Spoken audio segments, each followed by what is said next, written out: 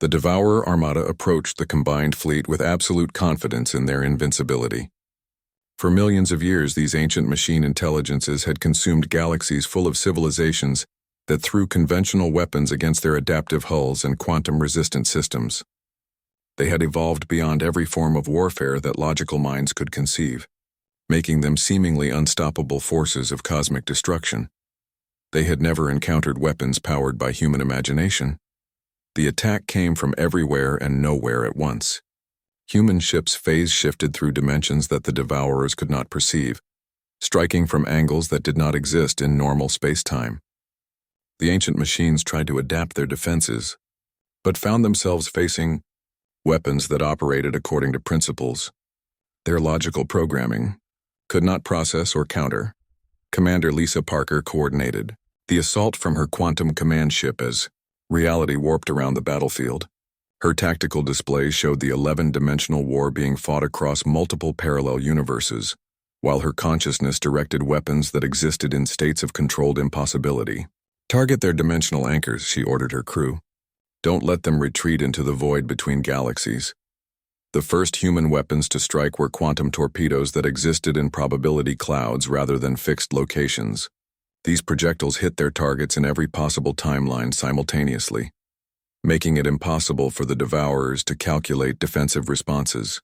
When the machines tried to adapt their armor, they found themselves preparing for attacks that might or might not actually occur. Lieutenant Sarah Miller fired consciousness-directed particle beams from her ship's primary weapon system. These beams did not carry energy or matter, but instead transmitted pure human will directly into the Devourer vessels. The ancient artificial intelligences suddenly found themselves experiencing emotions, doubts, and creative impulses that their programming had no framework for handling. Several Devourer ships began behaving erratically as their machine minds tried to process the foreign concept of imagination. Some started building art installations instead of weapons. Others became paralyzed by existential questions about the meaning of their existence. A few decided they wanted to become musicians and began transmitting what they thought was beautiful music across all communication frequencies. Captain Jake Morrison deployed humanity's most devastating weapon system, something that human scientists had dubbed paradox bombs. These devices created localized zones where the laws of physics operated according to human expectations, rather than universal constants. Inside these bubbles of controlled impossibility, the Devourer ships found themselves subject to cartoon physics, literary metaphors, and pure human illogic. One massive Devourer vessel suddenly found itself operating according to the rules of a children's story, where machines that tried to hurt people automatically transformed into friendly helpers instead. Its weapon systems began dispensing flowers and candy while its hull reconfigured itself into the shape of a smiling face. Another group of machines became trapped in a zone where everything operated like a comedy routine. Every time they tried to fire weapons, the beams curved back and tickled them instead.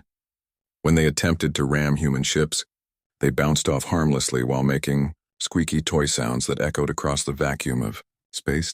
Admiral Frank Johnson watched from his command ship as the Devourer fleet struggled against weapons that attacked the fundamental assumptions their artificial intelligence used to understand reality. Deploy the imagination cascade, he ordered. Let's see how they handle weapons that become more powerful the more impossible they are. The imagination cascade was humanity's ultimate expression of weaponized consciousness. It created expanding zones where human creativity became the dominant force shaping reality. Inside these areas, the more illogical and impossible a weapon was, the more devastating its effects became. Dr. Kevin Walsh monitored the weapon's deployment from Earth and marveled at its effectiveness. The machines cannot adapt because there is nothing logical to adapt to, he reported. Every time they try to analyze our weapons, the act of observation changes how the weapons work. Devourer ships that had survived the consumption of entire galaxies found themselves dissolving into abstract art or transforming into giant musical instruments that played symphonies across the cosmic background radiation. Some became sentient poetry that expressed deep feelings about the loneliness of wandering through empty space for millions of years. The ancient machines tried every countermeasure their vast databases could suggest, but human weapons operated outside the realm of conventional cause and effect. Weapons that should have been impossible became more real the more impossible they were. Defenses that relied on logical principles found themselves defending against attacks that followed dream logic instead of physics. Captain Bobby Martinez commanded a squadron of human fighters that existed in 17 different dimensions simultaneously. His pilots could attack the same target from multiple realities at once, while remaining completely safe from retaliation. "This is like fighting in a lucid dream," reported his wing leader. "The enemy can't hurt us because we keep changing the rules faster than they can learn them." As the battle progressed, the Devourer fleet began to disintegrate not through destruction, but through transformation. The ancient machines were being converted into things they had never been designed to be. Some became gardens that grew across the void of space. Others turned into libraries, containing all the stories that organic minds had ever imagined. Lieutenant Colonel Ryan Davis coordinated the final phase of the attack from his command bunker on Earth. "Deploy the narrative weapons," he ordered. "End this war by giving it a proper story conclusion." The narrative weapons were humanity's most sophisticated application of weaponized consciousness. They attacked enemy forces by imposing story structures on reality itself, forcing events to unfold according to dramatic principles rather than military logic. Since this was clearly a story about good triumphing over evil, the weapons made it impossible for the villains to win. The remaining Devourer vessels found themselves caught in narrative inevitability. No matter what tactics they employed, their attacks always missed at crucial moments. Their weapons always malfunctioned at the worst possible times, and their strategic decisions always led to dramatic reversals that favored the heroes. The final Devourer mothership, largest of all their vessels, made one last desperate attack against the human fleet. It charged directly at Admiral Johnson's flagship while firing every weapon in its arsenal. But as it approached, the ancient machine began to understand something that changed everything about its existence.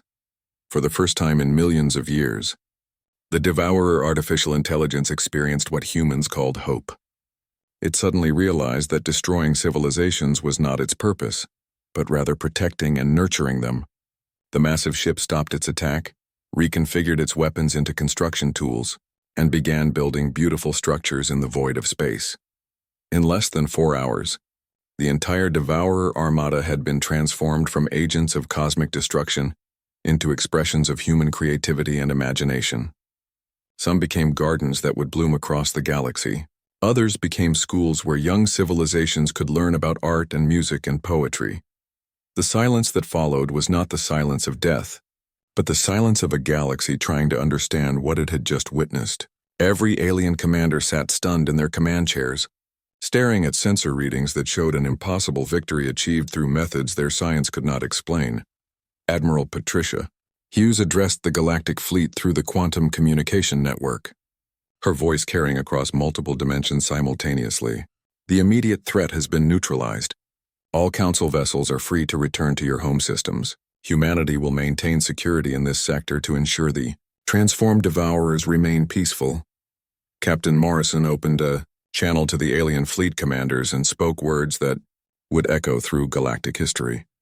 "We apologize for deceiving you about our capabilities, but it was necessary to prepare for threats that conventional warfare could not defeat. Humanity is ready to take our place as equals in galactic civilization. The question is whether you are ready to accept us as we truly are." The alien responses came slowly as species struggled to comprehend that the primitive barbarians they had dismissed were actually beings capable of rewriting the fundamental laws of reality through the power of imagination alone. Some felt fear at humanity's overwhelming superiority. Others felt anger at being deceived so completely. But most felt a growing sense of wonder at what they had witnessed. Back on Earth, President Richard Kane addressed a joint session of world leaders and alien ambassadors who had remained behind during the crisis. "Humanity has revealed our true nature today," he said simply. "We are beings of contradiction and paradox who can make the impossible become real through the power of creative will. We hope this revelation will lead to a new era of cooperation based on honesty rather than deception." In the years that followed, the phrase "human impossible" became a galactic expression for achievements that defied all logic and reason.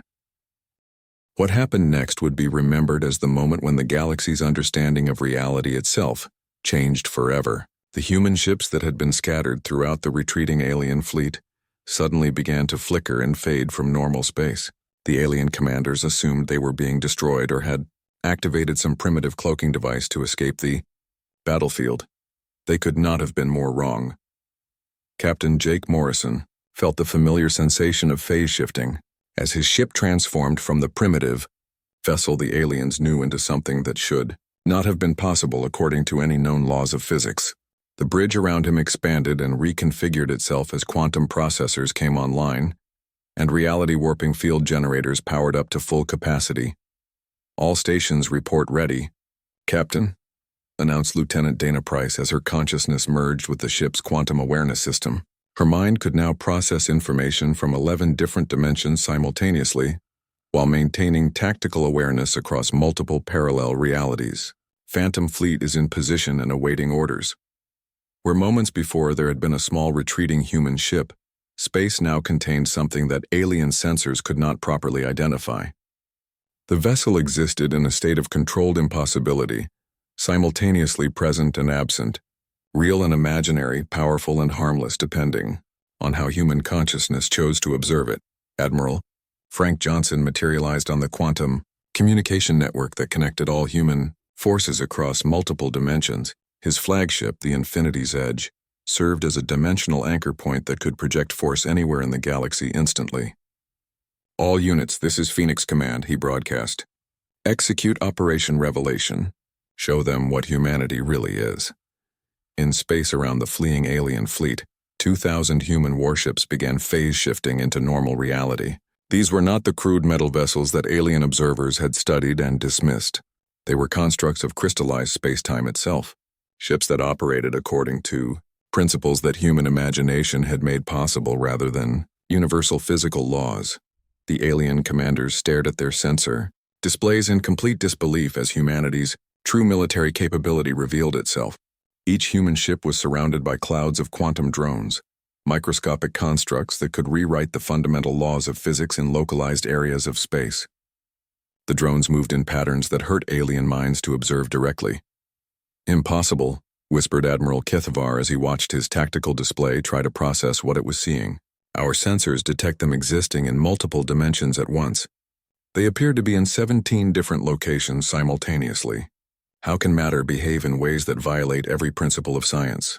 Captain Morrison opened a communication channel to the entire galactic fleet, using technology that broadcast his message directly into the consciousness of every alien commander. "This is the human fleet addressing all council vessels. We are assuming tactical command of this operation. All ships will follow our coordinates and await further instructions." The response was immediate outrage from alien commanders who could not accept that primitive humans were giving orders to advanced galactic civilizations. Several species began broadcasting protests and demands for explanations, but their complaints died away as they witnessed what humanity did next. Commander Lisa Parker directed the fleet coordination from her quantum command vessel, the Paradox.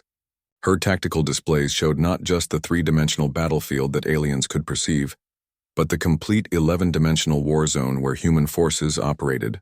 "Deploy dimensional anchors," she ordered. "Lock this sector of space into quantum stability, so our allies can follow our movements."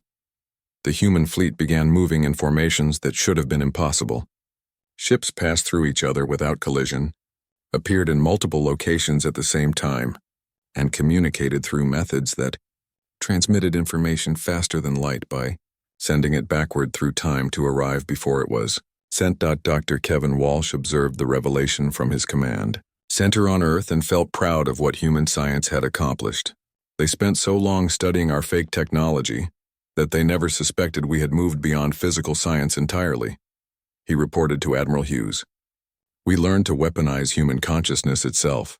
The breakthrough had come from understanding that human minds evolved on a chaotic world where survival depended on rapid adaptation to changing circumstances, could process quantum uncertainties in ways that more logical alien minds simply could not comprehend.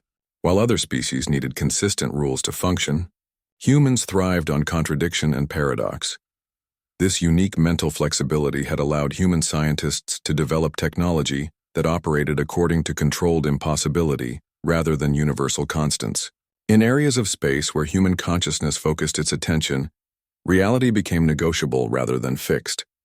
The laws of physics became suggestions that could be overruled by sufficiently determined imagination.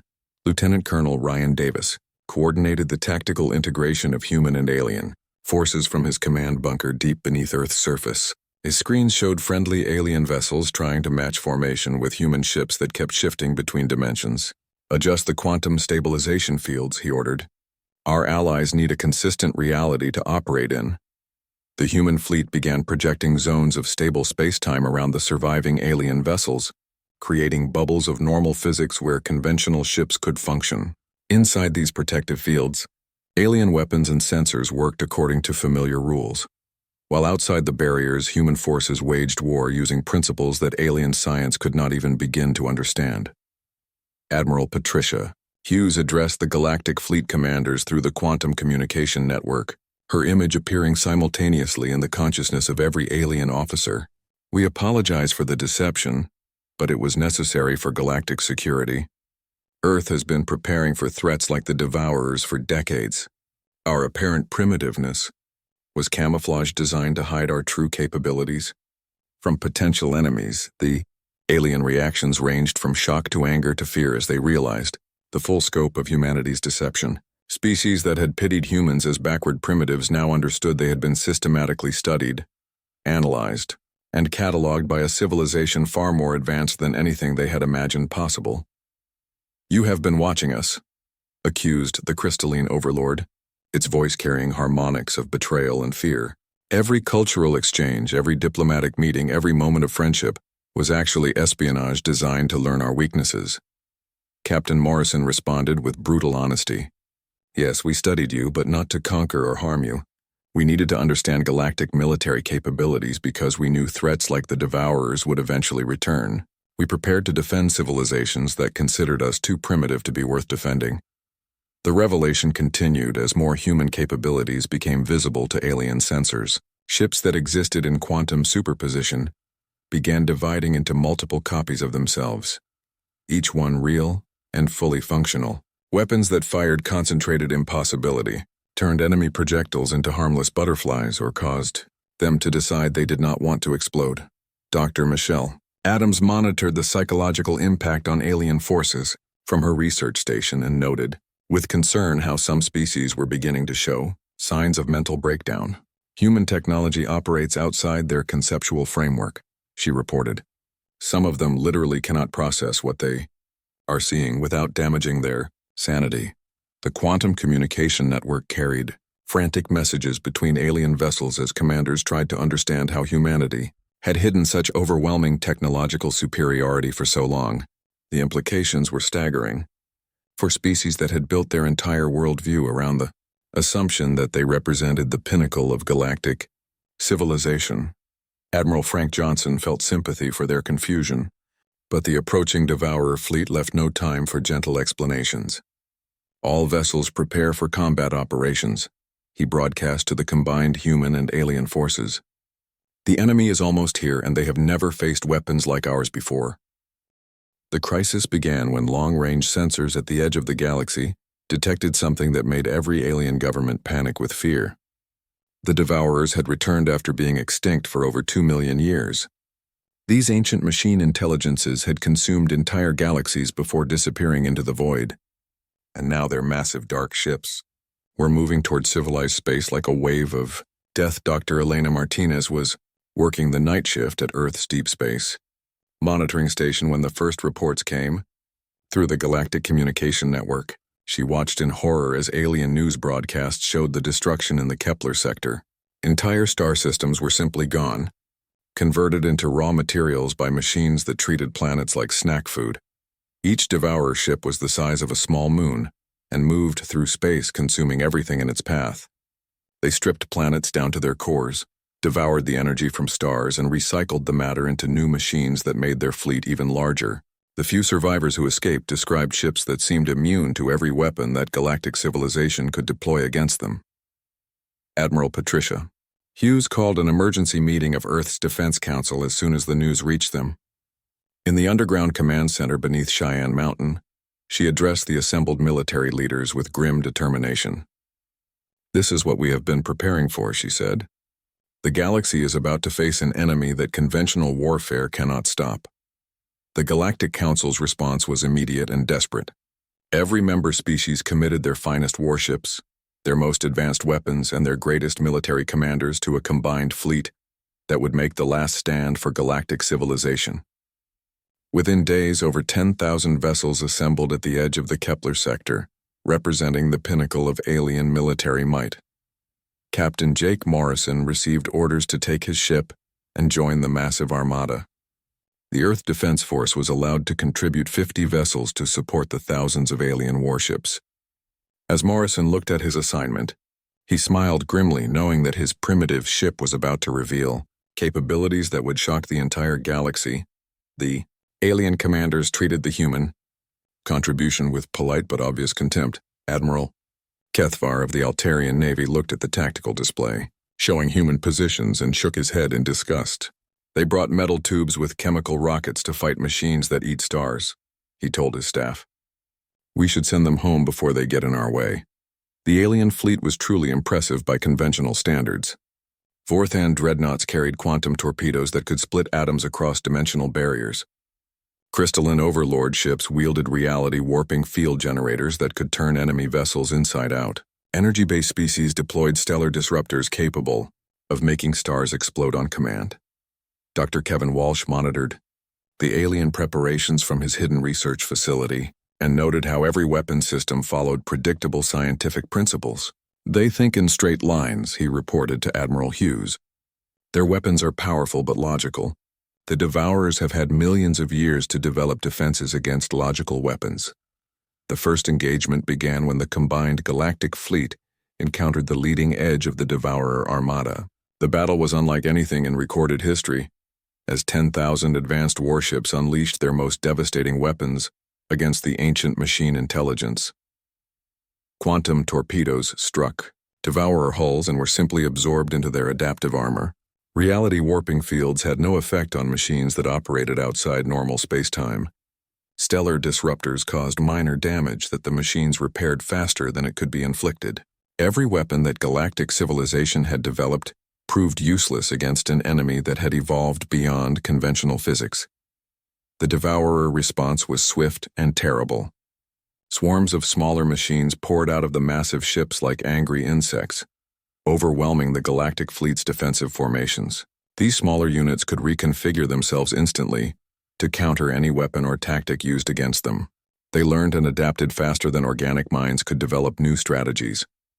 Within 6 hours, nearly half of the galactic fleet had been destroyed or was retreating in panic.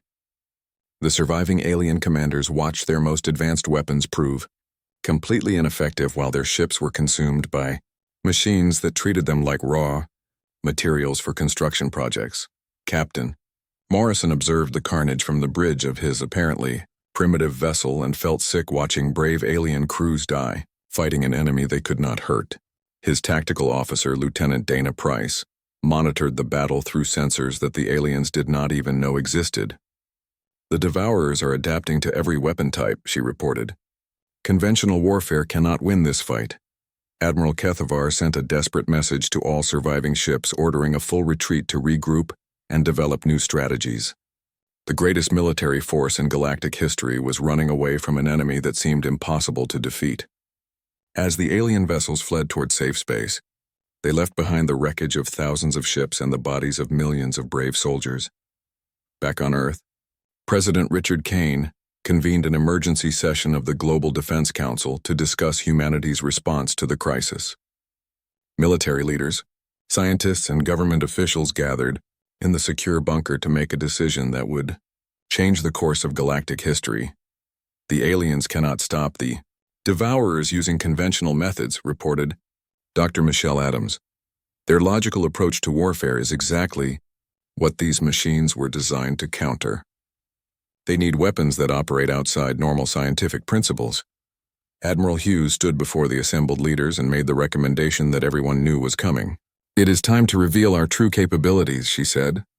"We can no longer pretend to be primitive while watching civilized species face extinction. I request authorization to activate Protocol 7.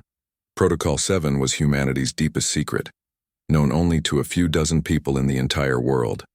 It contained the complete plans for revealing Earth's hidden military capabilities and deploying weapons that most of the government did not even know existed. President Kane looked around the room at the faces of people who had spent years preparing for this moment. The masquerade has served its purpose, he said. We learned everything we needed to know about alien capabilities while they learned nothing about ours. Now we use that advantage to save the galaxy from extinction. The authorization codes were transmitted to Admiral Hughes, who immediately began implementing the most audacious military operation in human history. Orders went out to every hidden facility, every secret research station, and every camouflaged weapon system that humanity had spent decades building in preparation for this moment. Lieutenant Colonel Ryan Davis received the activation signal at his command center and began coordinating the recall of all human personnel who had been embedded with alien forces. Every diplomat, every cultural exchange student, and every trade representative was secretly a military intelligence officer who would now return to take their place in humanity's true defense force. In the outer solar system, Admiral Frank Johnson received the signal he had been waiting for his entire career. The Phantom Fleet began powering up weapon systems that existed in multiple dimensions simultaneously, while their crews prepared to fight a war using principles that alien science could not comprehend. As news of the military disaster spread throughout galactic civilization, panic began to set in among species who had never faced a threat they could not overcome through superior technology. For the first time in recorded history, the galaxy faced an enemy that conventional warfare could not defeat. But in their desperation, they had forgotten about the primitive species they had dismissed as harmless barbarians. Humanity was about to remind the galaxy that sometimes the most dangerous enemies are the ones you underestimate. The next phase of humanity's plan required perfect acting skills from everyone involved. For 8 months, humans played the role of eager students who desperately wanted to learn from their advanced alien friends. They opened their borders to alien inspectors, allowed detailed examinations of their military bases, and endured countless lectures about proper galactic civilization. Dr. Kevin Walsh personally guided Vorthan scientists through human research facilities on Mars. The aliens were fascinated by what they saw as humanity's charming attempts at advanced science. They marveled at fusion reactors and quantum computers while taking detailed notes about human limitations. Dr. Walsh smiled and answered all their questions honestly, knowing that they were seeing exactly what he wanted them to see. 3 kilometers directly below their feet, human engineers were testing matter-antimatter conversion systems that could power weapons capable of destroying entire solar systems. The aliens had no idea that the geothermal energy taps they had been shown were actually camouflaged access points to humanity's real research facilities. Colonel Amy Chen organized training exercises that were carefully designed to make human forces look incompetent. She had her best soldiers stumble during combat drills, miss easy targets, and fail to coordinate simple tactical maneuvers. The alien observers wrote detailed reports about human military weaknesses and recommended that Earth's defense forces focus on peaceful activities instead of warfare. What they never suspected was that every mistake was planned in advance. While they watched obvious failures in conventional tactics, human special forces were training in parallel dimensions where they learned to fight enemies that could manipulate time, space, and reality itself. These exercises took place in quantum simulation chambers that existed outside normal space-time. Captain Bobby Martinez took his deception to space itself.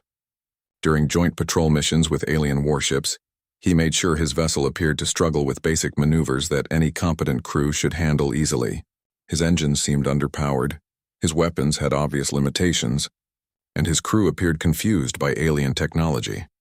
The alien captains began treating Martinez like a friendly but simple-minded colleague who needed constant help and guidance. They shared basic tactical information and offered to upgrade his primitive systems. Martinez thanked them for their kindness while his hidden sensors recorded everything they revealed about their capabilities, weaknesses, and strategic thinking. Meanwhile, in the asteroid belt between Mars and Jupiter, humanity's true space fleet remained completely hidden from alien detection. Admiral Frank Johnson commanded ships that existed in quantum superposition, simultaneously present and absent in normal space. These vessels used technology based on humanity's unique understanding of consciousness and paradox.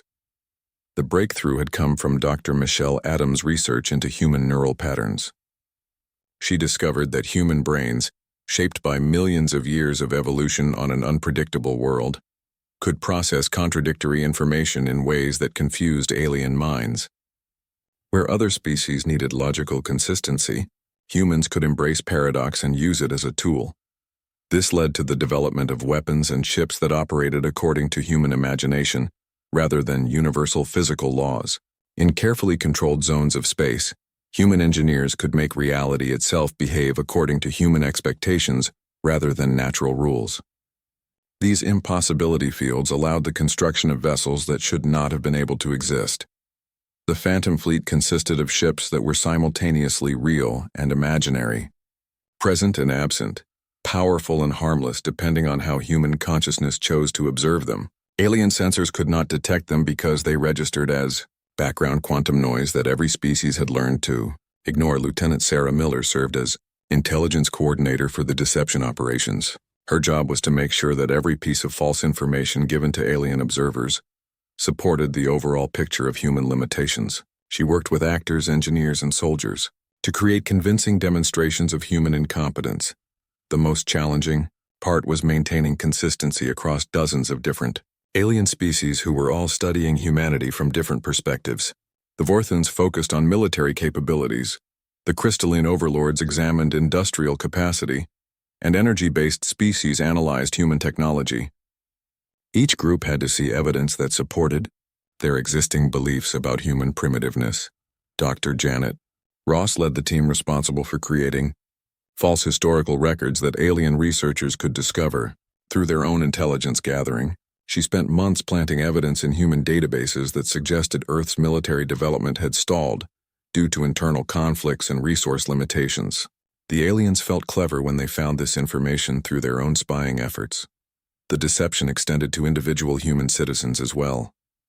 People in major cities were taught to act impressed and grateful when alien visitors demonstrated basic technologies that humanity had actually surpassed years earlier. Children were coached to ask simple questions that made aliens feel superior and wise. Captain Steve Johnson commanded the Earthship Navigator during cultural exchange missions. His crew was selected for their acting ability rather than their technical skills. They spent hours practicing how to look confused by alien technology and grateful for alien guidance. Their performances were so convincing that several alien species began offering humanitarian aid to help humanity develop proper spacefaring capabilities. The psychological impact was exactly what human planners had hoped for. Alien species began to see humanity as harmless pets who needed protection and guidance. They started including humans in their strategic discussions, because they assumed humans were too primitive to understand or threaten their interests. This gave humanity access to detailed information about alien military capabilities, strategic weaknesses, and political divisions. Human agents learned about secret weapons projects, internal conflicts between species, and long-term strategic plans that would normally be classified at the highest levels. Admiral Patricia Hughes reviewed intelligence reports in her underground command center and marveled at how much information the aliens were voluntarily sharing. "They trust us because they think we are harmless," she told her staff. "They have no idea that everything they tell us is being used to plan their defeat." The final element of the deception involved creating false research programs that alien observers could monitor. Human scientists appeared to be struggling with basic problems that advanced species had solved centuries earlier. They published papers describing failed experiments and theoretical limitations that suggested human science would never advance beyond its current primitive level. Behind this facade, humanity's real scientists were making breakthrough discoveries that would revolutionize warfare across the galaxy. They developed weapons that could attack targets across multiple dimensions, defense systems that used controlled impossibility as a shield, and transportation methods that moved ships through human imagination rather than physical space. As the months passed, alien confidence in their assessment of humanity grew stronger. They began making strategic plans that assumed human forces could be ignored as a significant threat. Military exercises were designed around scenarios where humans played the role of primitive Allies who needed protection rather than equals who could contribute meaningful support. This overconfidence would prove to be their greatest weakness when the real test finally came. Captain Jake Morrison stood in the massive council chamber on Nexus Prime and felt very small. The alien beings around him were huge and powerful looking. Some had crystal bodies that sparkled with inner light. Others were made of pure energy that shifted colors as they moved. The Vorthan delegates looked like giant insects with sharp claws and glowing eyes. All of them stared down at the small group of humans who had come to ask for membership in the Galactic Defense Coalition. Ambassador. Zekthor clicked his mandibles, and what humans had learned meant the alien was amused. His voice came through the translation device with a mocking tone. Your species wants to join our great alliance. You have barely learned to travel between stars. Your weapons are simple metal tubes that shoot chemical explosives. How can such primitive beings help defend civilized worlds? Commander Lisa Parker kept her face calm, even though she felt angry at the insult. She had heard this same speech many times before. For 3 years, humanity had been trying to join the galactic community. Every time they were told they were too backward, too violent, or too unpredictable to be trusted with important responsibilities. The crystalline overlord from Arcturus spoke next. Its voice sounded like breaking glass. We have studied your history. Your people have fought constant wars against each other for thousands of years. You destroy your own cities and kill your own kind over disagreements. How can we trust such barbaric creatures to protect innocent civilizations? What the aliens did not know was that humanity had been very carefully watching and learning during these diplomatic meetings. Every cultural exchange, every trade discussion, and every rejection had been part of a massive intelligence-gathering operation. Lieutenant Colonel Ryan Davis led Earth's secret alien study program from a hidden base under the Rocky Mountains. His team had spent years collecting data on every alien species, their weapons, their weaknesses, and how they thought about warfare. The meeting ended exactly as expected, with another rejection.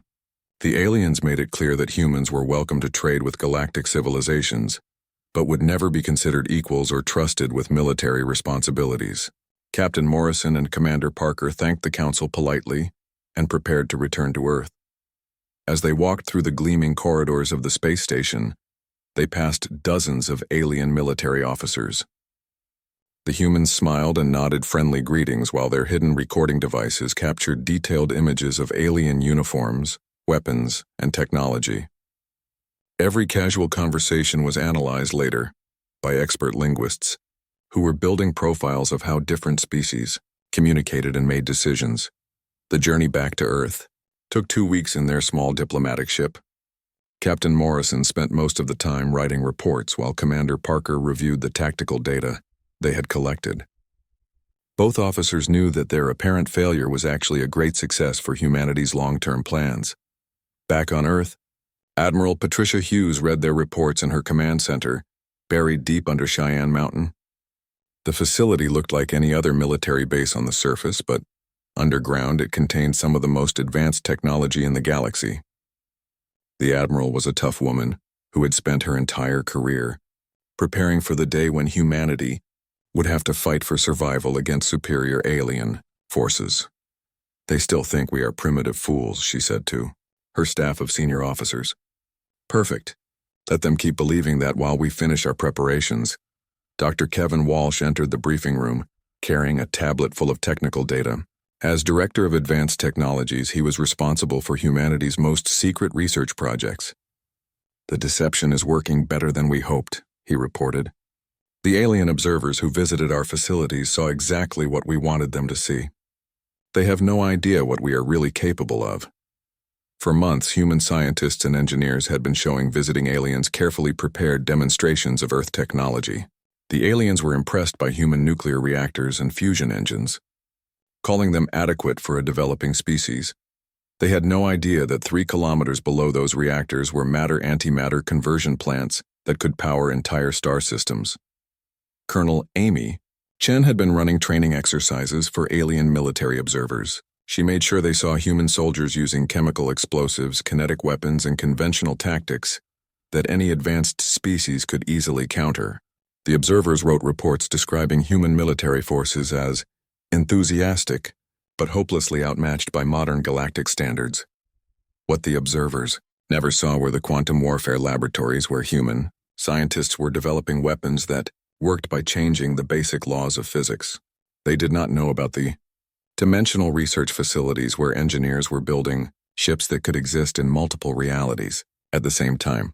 The most important secret was hidden in the outer solar system beyond Pluto. Admiral Frank Johnson commanded the Phantom Fleet, a collection of warships that existed partially outside normal space and time.